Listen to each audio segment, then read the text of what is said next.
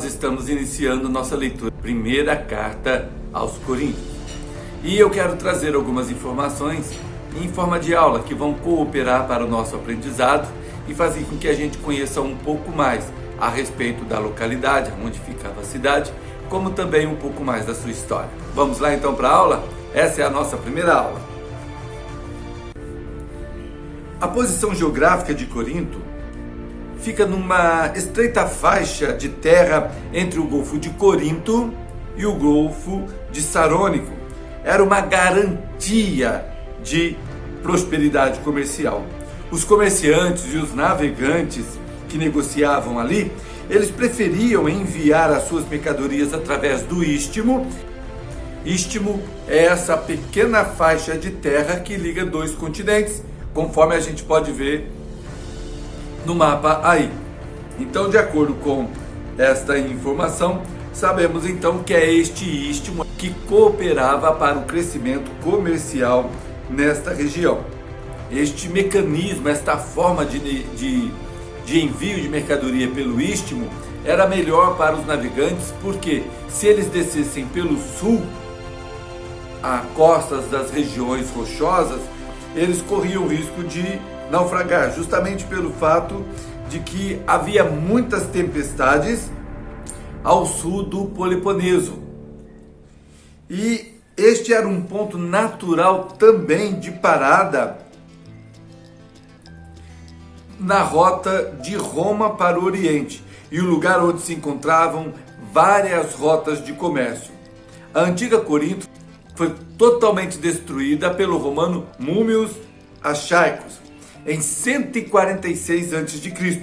Mas quando, um século mais tarde, a cidade foi reerguida como colônia romana, ela reconquistou rapidamente muito da sua grandeza anterior. Como a nova cidade era uma colônia romana, naturalmente os seus habitantes eram romanos. No início, os gregos pareciam por um tempo relutantes em se estabelecer ali, mas eventualmente retornaram em grande número.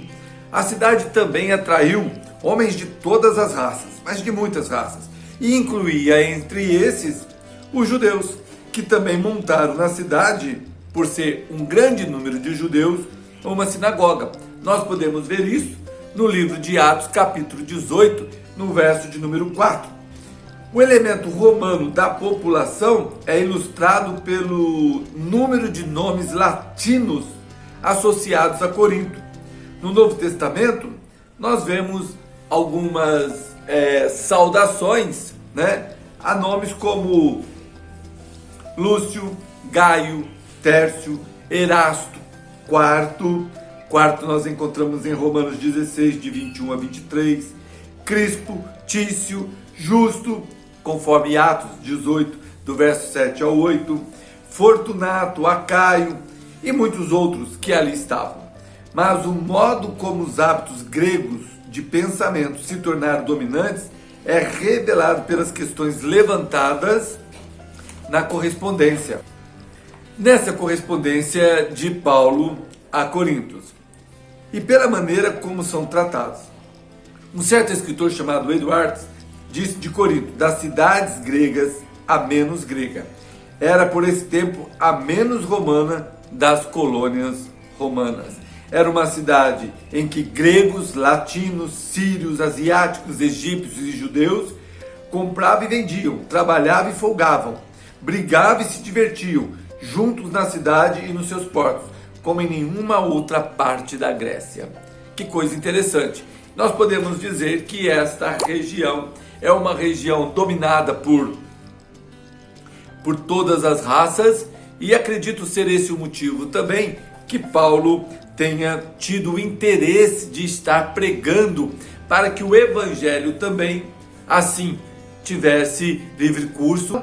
A velha Corinto, ela era uma cidade de licenciosidade proverbial, e essa confusão de raças apressaria o processo pelo qual a nova Corinto adquirisse também uma reputação malsã. O que é uma reputação malsã? Uma reputação ruim, doentia, problemática.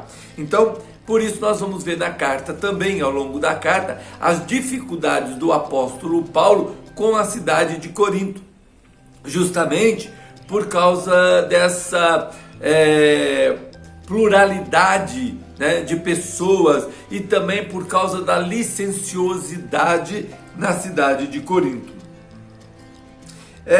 Hunter, que é um outro escritor, que no período neotestamentário, ele diz que na mente popular de Corinto sugeria cultura e cortesãs. Palavras coríntias era expressada que implicava as pretensões e as filosofias e as letras. E corintianizar era uma forma polida de dizer em grego ir para o diabo. Contudo, isso porém, a cidade tinha grande prestígio. Era populosa. Alguns escritores dizem que Corinto tinha, em média, 300 mil habitantes. Uma cidade com 300 mil habitantes é uma cidade grande. É uma cidade grande. Com tudo isso, porém, a cidade fluía por ela prosperidade material. Era a capital da província romana da Acaia. Os Jogos Istmos também eram celebrados ali perto, e sob a égide da cidade eram convocados os mais excelentes atletas.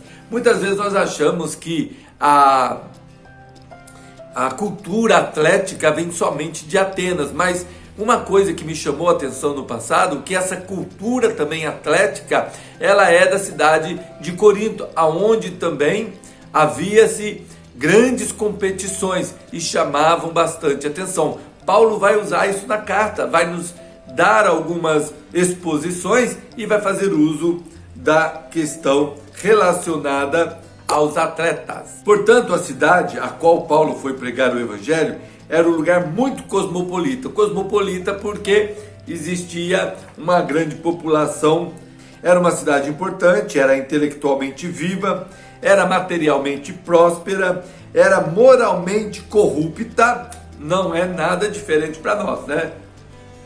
Conseguimos compreender. E é importante nós fazermos um levantamento a respeito disso, porque muitas vezes nós estamos preocupados em apontar as questões de corrupção, quando precisamos entender como crentes em Cristo Jesus, conhecedores da verdade do Evangelho e das verdades de Deus, que a corrupção ela inicia no Éden. É na queda do homem, entra o pecado no mundo. Com a entrada do pecado no mundo, todo homem, toda a carne se corrompe. Então, o que nós vemos na nossa sociedade é resultante da queda. Nós não podemos perder isso da nossa mente. Não podemos deixar que isso desapareça em nós, porque a nossa compreensão e transformação na pessoa de Cristo Jesus se dá justamente pela justificação, pela reconciliação e pela operação do Espírito Santo de Deus em nossas vidas. Tanto na igreja de Corinto como em toda parte do mundo, o homem só pode ser mudado, transformado mediante a nova vida alcançada em Cristo Jesus. O que nos fala Paulo a respeito disso? Nós vamos desvestir do velho homem e revestirmos do novo que se renova para a glória de Deus. Então, Corinto vai nos abarcar muitas coisas, vai nos trazer muitas informações referentes a isso. E a nossa mudança de vida não é só mudança de comportamento. Muitas vezes nós podemos achar que o homem mudou o comportamento, né? A mudança de comportamento no homem sugere, nossa, ele é tão bom, né? Ele é uma pessoa tão boa, só falta ser crente. Se falta ser crente em Jesus Cristo, falta tudo. Porque o fato é que nós podemos ter atitudes de bondade, porque Deus inseriu em nós a sua graça, comunicou conosco. Porque Deus comunicou conosco os seus atributos comunicáveis, então o homem tem a capacidade de produzir coisas boas. Entretanto, mesmo que ele tenha boas atitudes, se ele não tem Cristo, ele ainda em si manifesta ações corruptas. Melhor dizendo, que todos nós precisamos atentar para uma nova vida em Cristo Jesus. Continuando, vamos lá para a nossa leitura de Corinto. Então, a cidade a qual Paulo foi pregar o evangelho era um lugar com muita gente. O ideal dos coríntios era o atrevido desenvolvimento do indivíduo. Então, Corinto era assim, era o local onde o comerciante conseguia lucro por todo e qualquer meio. Também na cidade de Corinto havia o amante de prazeres que se entregava a toda luxúria, o atleta acerado para todos os exercícios corporais e orgulhosos de sua força física. São os verdadeiros tipos coríntios. No mundo em que o homem não reconhecia nenhum superior e nenhuma lei, senão os seus desejos. Daí nós podemos imaginar como era a conduta dos que estavam em Corinto. Não havia lei e eles faziam tudo conforme eles desejavam. Alguns têm achado que foi o lado mau de Corinto que induziu Paulo a pregar ali, por ser uma cidade tão corrupta e precisava de uma influência purificadora do evangelho. Conquanto isto não houvesse de estar fora da mente de Paulo, a probabilidade é de que a consideração exaustiva foi a situação geográfica da cidade. Era o centro do qual o evangelho poderia irradiar-se para outras regiões. Havia uma grande população flutuante, pessoas que iam e vinham, pessoas que estavam a todo momento se movimentando das suas cidades para Corinto, para fazer as suas negociações, para ganhar o seu dinheiro. Então havia uma grande população flutuante. Negociantes, viajantes costumavam ficar ali por alguns dias e pôr-se a caminho. Qualquer coisa apregoada em Corinto podia estar segura de ampla disseminação. Então, as pessoas iam e vinham e o pensamento de Paulo era: olha, eu pregando o evangelho aqui, muitas pessoas irão ouvir do evangelho, muitos poderão confessar a Cristo aqui, receber a Cristo como Salvador e depois, retornando para a sua cidade, eles irão disseminar, levar a palavra de Deus e a nova vida em Cristo Jesus. Esse era o pensamento de Paulo referente à pregação do evangelho na cidade de Corinto. Quando Paulo chegou em Corinto pela primeira vez, ele estava experimentando um grande desânimo. Ele tivera em Filipos um começo prometedor, esmagado pela oposição dos judeus fanáticos, porque o pensamento deles era que Paulo estava pregando contra Moisés, e dentro desse ponto de vista, eles não queriam ouvir falar de Cristo. Eles achavam que Paulo estava dizendo que a palavra de Moisés estava errada, ele estava pregando contra a lei de Moisés. Então não dava ouvido a Paulo e eles foram, digamos, culpados para fazer com que Paulo saísse de Filipos bastante entristecido. A mesma coisa acontecera com Paulo em Tessalônica e em Bereia. Então Paulo, ele pregava. Irmãos, nós temos que ter isso em mente, né? Não era fácil para Paulo. Por mais que Paulo fosse um grande pregador, por mais que Paulo fosse um grande evangelista, né? Um grande apóstolo, ele também teve as suas dificuldades na pregação da palavra de Deus. Primeiramente, porque havia ali uma ação dos judeus contra ele, porque criam eles, porque eles acreditavam que Paulo estava pregando contra o Torá, contra a lei de Moisés. Então Paulo já sofria com essas ações. Fora essas, havia aqueles outros que depois que Paulo pregava e Paulo trazia a palavra de Deus e confrontava as verdades do Evangelho com as verdades do Torá, mostrando ser Cristo Jesus, o Filho de Deus, muitos criam, mas os que não criam tentavam contra a igreja. Outros que criam, os judaizantes, né? O que eles faziam? Eles pregavam dizendo que a salvação em Cristo Jesus era verdadeira, deveria crer para ser salvo, mas não poderia deixar as práticas da lei de Moisés. Entenda, quando nós falamos da prática da lei de Moisés, não está abraçando somente a ideia de que o que era feito ou como era feito era tão somente os 10 mandamentos. Entenda bem, não é os 10 mandamentos que eles estão defendendo. São as questões do sacrifício, são as questões relacionadas ao cerimonial. Uma vez Cristo, o Cordeiro de Deus, que foi morto pelos nossos pecados, não havia mais necessidade de sacrifícios. Então, para eles que vinham de uma ação ritualística, de uma exposição feita por Moisés, que para cobrir o pecado do povo era necessário a morte do animal, então alguns deles diziam: olha, Cristo morreu pelos nossos pecados, ele nos reconciliou com Deus, mas nós não podemos deixar de ainda usarmos dos cerimoniais, usarmos daquilo que foi prescrito por Moisés. Então eles estavam buscando viver a nova fé, viver o evangelho, mas ao mesmo tempo trazendo para a igreja essas problemáticas do cerimonial. Entretanto, entenda bem, um dos locais que isso aconteceu com mais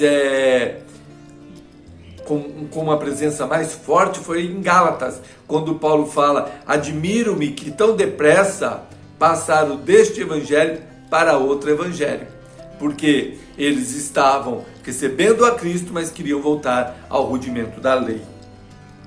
Então, Paulo, devido a essas situações, ele chegou ali naquela região de Corinto bastante esmagado, bastante triturado, sofrido. Sofrer por amor ao evangelho não é coisa nova. Em Atenas tivera pouco sucesso. Não admira que quando foi para a ocupada, orgulhosa e intelectual Corinto, fosse em fraqueza, temor e grande tremor. Seus companheiros nessa viagem missionária, Silas e Timóteo, estavam ocupados na Macedônia, de modo que provavelmente Paulo estava sozinho, o que não tornaria as coisas nada fáceis. Chegando a Corinto, hospedou-se com Áquila e Priscila, que estavam com ele. Áquila e Priscila se uniram a Paulo porque eles tinham o mesmo ofício, que era de fazer tendas. Então Paulo, indo para Corinto, ele hospedou com Áquila e Priscila, judeus que tinham sido expulsos de Roma mediante o decreto do imperador Cláudio.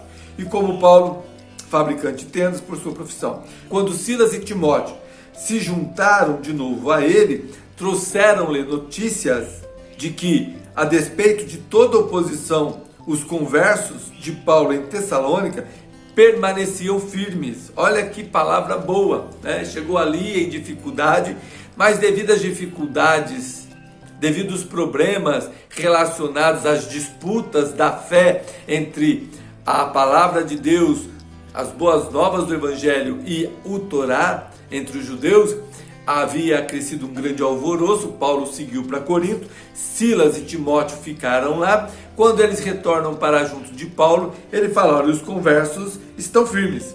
E como é bom saber que estão firmes. A palavra de Deus no livro de João nos traz algo muito gostoso de poder ler. João fala lá em 1 João que como é bom saber que os nossos filhos vão bem.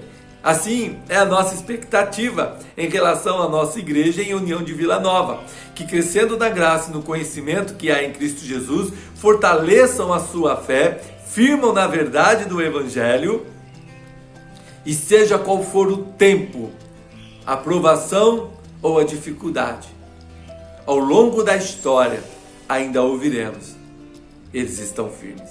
É alegria para a nossa alma. Vamos continuar aqui então. Então Paulo encontrou-se com Silas e Timóteo, que trouxeram essas notícias alvissareiras, gostosas, né? Dizendo que os irmãos de Tessalônica ficaram firmes. Paulo viu que apesar das dificuldades, dos desencorajamentos que enfrentara, a bênção de Deus pousava sobre a obra que ele realizara. As notícias lhe deram novo ânimo e ele se entregou à proclamação do evangelho com renovada energia. Paulo se entregou totalmente à palavra de Deus em Corinto, testemunhando aos judeus que Cristo Jesus é o Messias. Louvado seja Deus! Ou que Cristo é Jesus, o ungido, né? Contudo, a sua pregação não se provou aceitável para os judeus, e ele foi constrangido a abandonar a sinagoga. Não com muito tato, foi à casa de justo, contígua, quer dizer junto da sinagoga, que aparentemente veio a ser uma nova base para a pregação. O principal da sinagoga, um tal de Crispo, creu juntamente com toda a sua casa. Mas estes são os únicos judeus convertidos em Corinto, de que lemos em Atos. A menos que Acre e Priscila se tenham convertido lá.